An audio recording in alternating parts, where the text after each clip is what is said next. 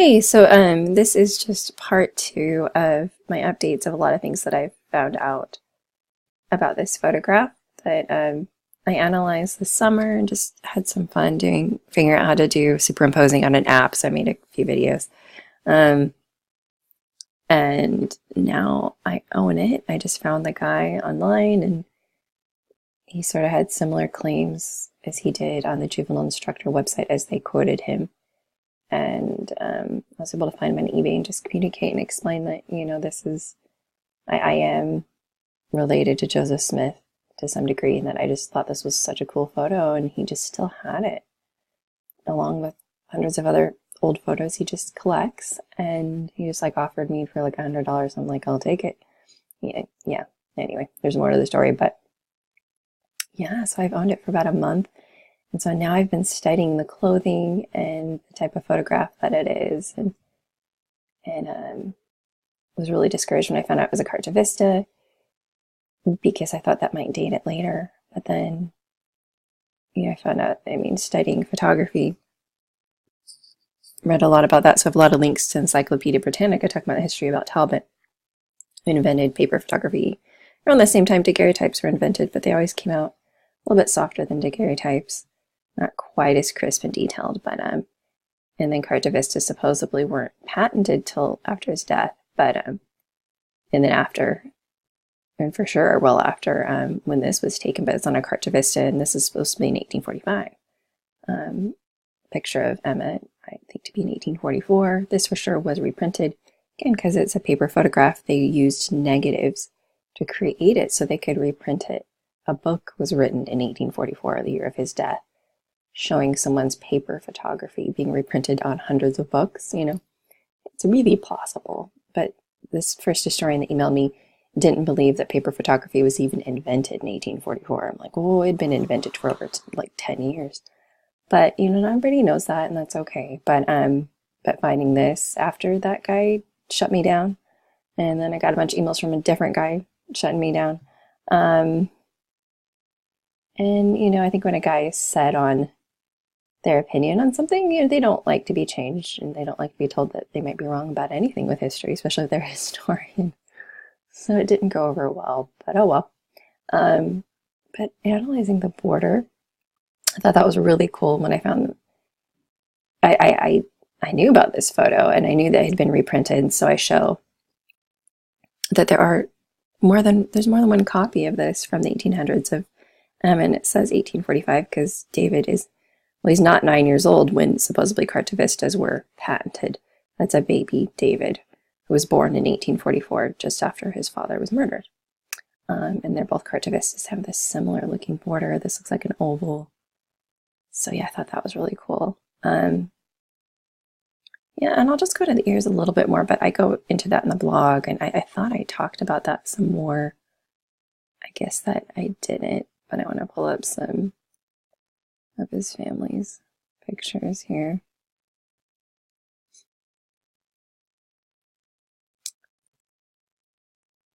Because this guy just took so much issue over his ears, saying that they're attached. I see this as curved, and he's saying that in the paintings done of Joseph Smith that they look unattached. So whatever, but for sure I say like these are attached earlobes, but Emma had attached earlobes.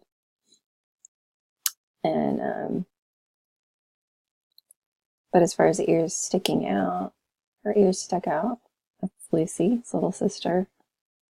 And there's also a picture of Catherine right here, and her ears really, for some reason, these two people, their left ear is just longer, and I don't know if that would be because of how they reprimanded children, maybe by pulling on their ears. I don't know, or it could be genetic that one earlobe is longer, but for sure this earlobe is longer than that one. And so these ears really match and stick out just as much. And so I think it's a family trait. And then Joseph Smith Sr., I was just really shocked when I found this.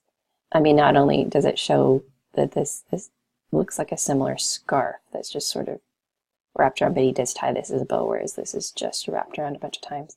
And the collar comes down, and he died in 1840. So, or they say this was 1840, and so that collar looks the same, the scarf looks the same.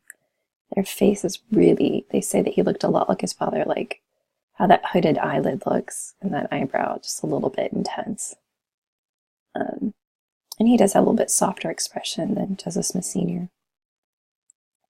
And how I can tell that this is a pursed lip, and I can actually see that his upper lip is actually quite full.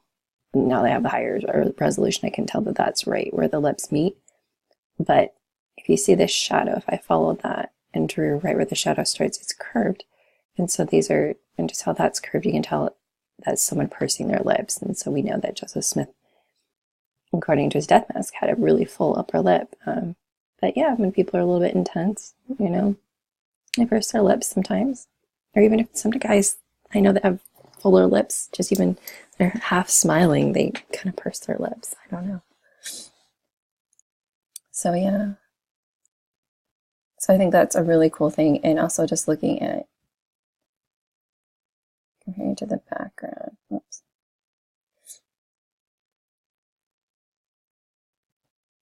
But something that I do go on my website, but I for some reason didn't talk about in that video, was that I found his vest in an Ensign article, because I was just kind of spent a long time one night just really curious about this vest. I'm like, well, if I can find that a family member had this vest and it looks similar, and there were some plaid vests that Joseph Smith III wore, but nothing that was like striped. I just couldn't, and there might be something out there where, because this is Joseph Smith Jr.'s vest right here that I found in an Ensign article. And then I'm like, oh, this could be the same vest. And this is definitely badly damaged, but here's a close-up. So what's going on is there's this light blue and this black striated vest. And, you know, I don't think this is plaid. I wondered, because I saw cross striation right there and right there, but not enough that it really even looked plaid. It really just looks more striped like that. But when I started really studying this, I could see sort of this curve right there in the pattern. I mean, this looks handmade to me. I can see that right there, and a little bit higher up is that other cross striation. That cross striation is just as high up. So I thought that was really, really cool. And then really analyzing this.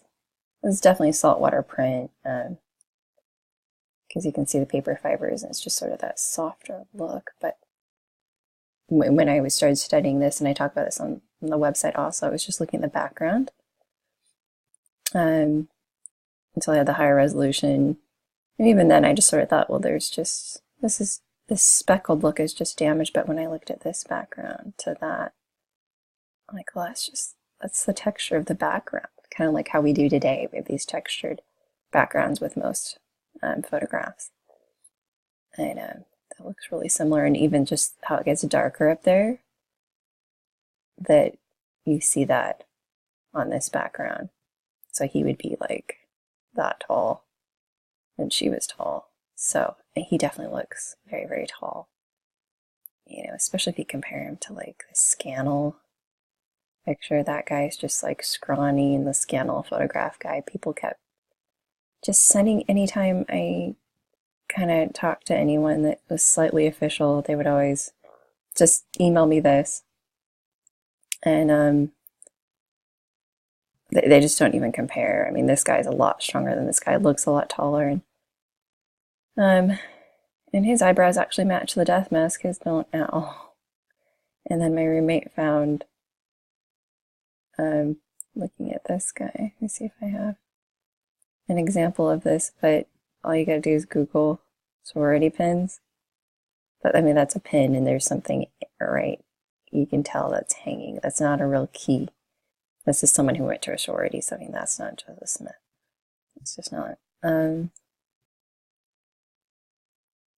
then the other issue that I can go into more detail is the hair, because guy's like, well, we have his hair. This is so much lighter than this. So it can't be him. It was just kind of how they would say it, and just one email this. Well, it can't be him because of this hair, strand of hair. Compare this strand of hair to my hair, and you can see how in different lighting my hair can get really light. And so these were all, this was done like actually a year ago, and this was done a few months later, but I had not dyed my hair, I promise you, in that time frame. So my hair is just as light as this strand of hair. But with lighting, and I was really trying to get good lighting, I had lighting on my face and coming from the window, and I have like 3 lights on me, but my hair came out just really dark in this photo. They're just, yeah, so it looks just about as dark as that. This guy right here, because this is more natural window lighting, you can see there's a little bit of highlights. You can see some highlights. His hair does definitely come forward. So there's just a few things I wanted to go into more detail about. Again, so like the ears are a family trait. Oh, and then just one other thing that I also go into on the website are, I'm just going to scroll down here because I have a link. So if you go down to the ears, I actually have a link to, this is a March of 1844 cartoon. And so I'm like, well, if this is him, and I really believe it's him, someone must have noticed he had larger ears, and someone did, a cartoonist in a newspaper, really emphasized these ears. And I really think that would, sticking out through the hair and everything. And they really emphasize his nose. I mean, for sure, this isn't how he really, really looked, but yeah, it's someone making fun of him. And so there is some evidence of people noticing his ears are kind of big. Yeah. And then I go into more about the hair and how actually on this link up here for a scholarly article, I think there's like 4 different places that this guy who does this, the guy that was arguing with me, trying to argue with me, trying to really put down my belief this is Joseph Smith. They write that he had brown hair. This is quoting someone that knew him back then, says he has brown hair. So it's just so funny to me. I don't know. But yeah, again, I'm going to put a link to this website. I mean, everything really is on there. But yeah, just enjoy this video and check out my website. And as I find out more things, I'll just update this. Anyway, have a good day.